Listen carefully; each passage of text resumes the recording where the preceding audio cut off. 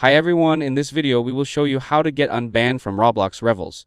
If your Roblox account has been banned and you believe it was a mistake, you can submit an appeal to Roblox support.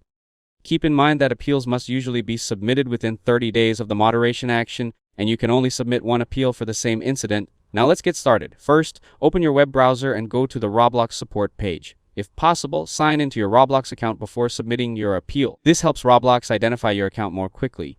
Now enter your date of birth if you're asked to verify it. Next, enter your Roblox username and the email address linked to your account.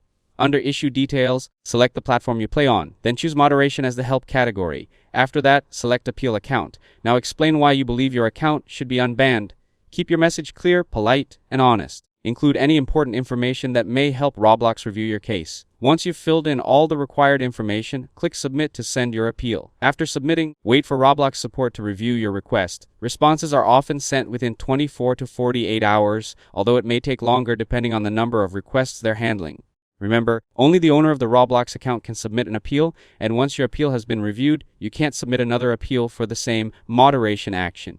If this video helped you out, don't forget to leave a like and subscribe to the channel. Thanks for watching, and I'll see you in the next one.